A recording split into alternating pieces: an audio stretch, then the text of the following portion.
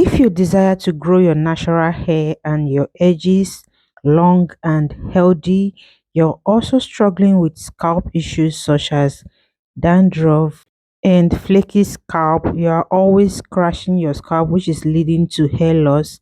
If your hair is always dry, it is not as healthy as it used to be, it is becoming so thin, and you want to get rid of all of these problems I just mentioned, this video is for you. In this video, I'm going to be showing you a quick natural hair growth DIY that is going to help you take care of these problems I just mentioned. This natural hair growth DIY has helped me a lot.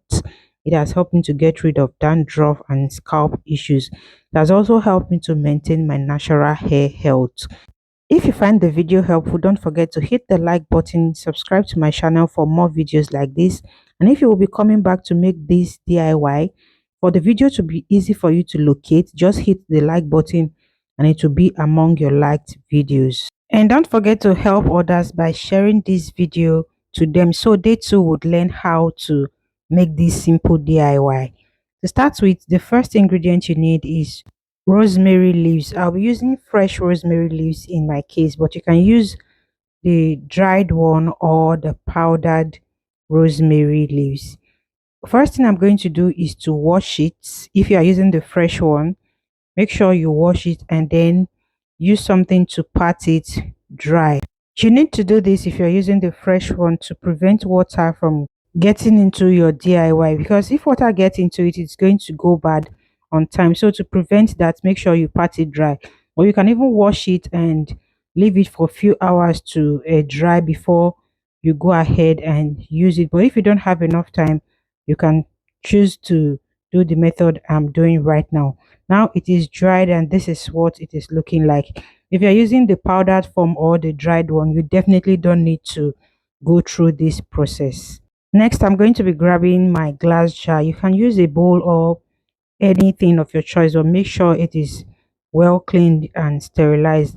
I'll just pluck out the leaves and transfer it into the glass jar.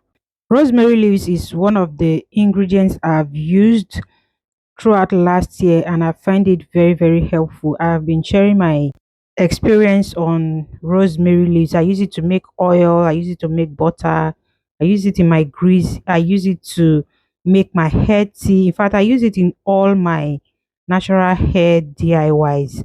After plucking everything into the glass jar, this is the amount that I have.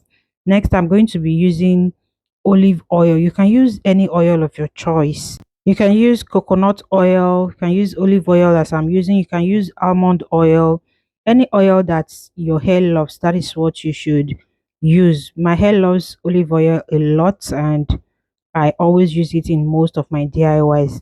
I did not measure out the amount of olive oil I used in this video. I just poured into the glass jar containing the rosemary leaves until it covers the top of the rosemary leaves. What I'm going to do next is to heat it up using the double boiler method. If you have been watching my videos, you would know how I do my double boiler method. I already have my water heating up, not boiling. I'll transfer the glass jar into it and remove the lid of the jar, and then I will stir from time to time just to make sure all of the rosemary leaves get into the hot oil. One thing I always do is not to let the water boil. Immediately the water is about to boil, I'll change it and start all over again, because if the water is boiling and the oil is too hot, it might reduce how potent your rosemary oil would come out. So I don't leave my water to boil. I just keep repeating the process until the leaves turn pale, as you can see right now.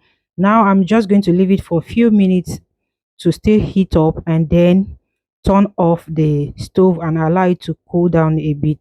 While that is cooling off, I'm going to get another clean and sterilized container. Next, you need the virgin hair fertilizer. This hair fertilizer is great for both your scalp, your hair, and your edges, but I love to use it for my scalp and my edges because it is not heavy enough for me to finally seal in moisture into the ends of my hair. To do that, I prefer to use either butter or grease. I find those ones really heavy enough for the length of my hair, but you can also use this for the length of your hair. It is for all parts of your hair. I just pumped out the amount of the virgin hair fertilizer that I want into that bowl. What I did next was to add oil, the rosemary oil. As you can see, the leaves has turned pale and I've already strained it. I didn't know I was not recording that part. I'm still going to explain it. So I just strain using my iron strainer because it is still a bit warm. I can't use either my wig cap or cheesecloth to prevent it from burning me. After straining, what I did next was to add the oil directly into the glass jar containing the hair fertilizer. I added 20 ml of the rosemary oil. I'm so sorry, I didn't know I was not recording that part, but I've just explained it. If there's any other thing you need to know, please let me know in the comment section. I'll respond to you.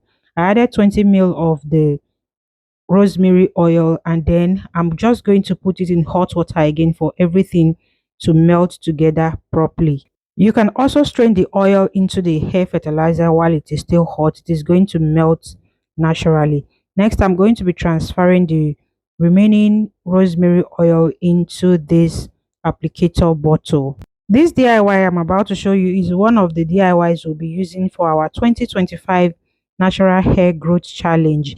If you have not seen the video on how the challenge is going, please check the video I uploaded before this one to get more information on that.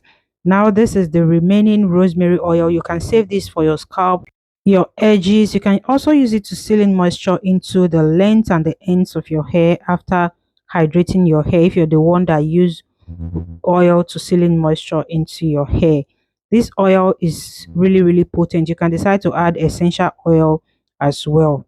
Now this one is ready. As you can see, everything has melt together completely. What I'm going to do next is to leave it to solidify on its own, or you just put it into the fridge for a few minutes and it will solidify. Now this is the final look. This is what it looks like.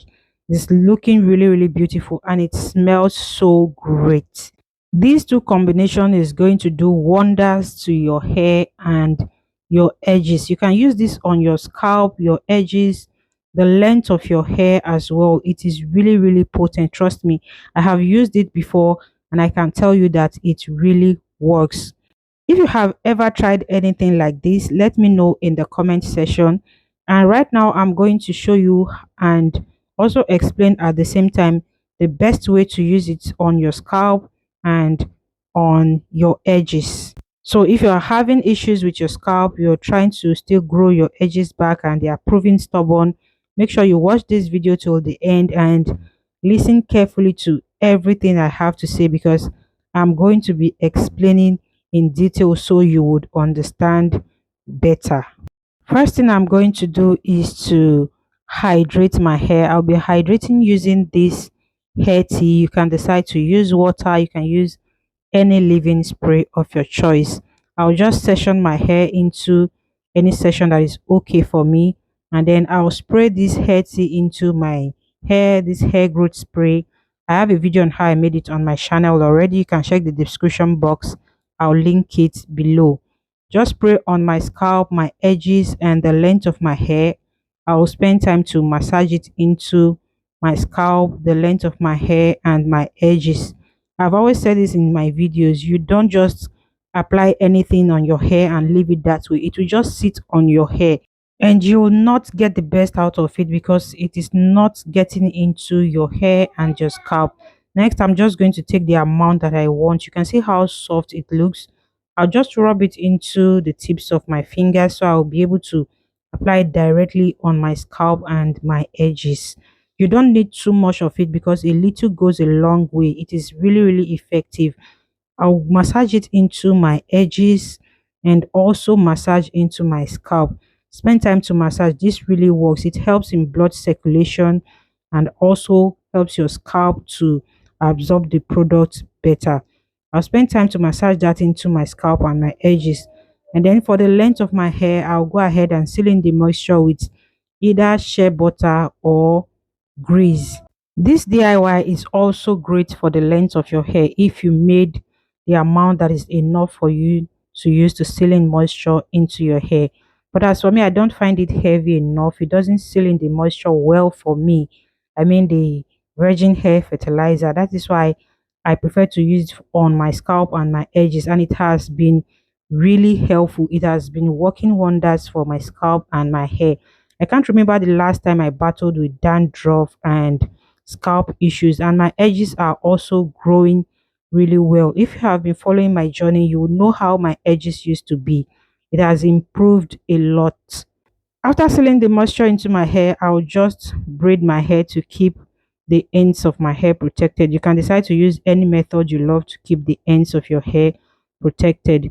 Thank you so much for watching. If you find the video helpful, don't forget to like, share with someone, and also subscribe to my channel if you've not yet subscribed. Don't forget to turn your notification bell on so you'll be notified when I upload my next video.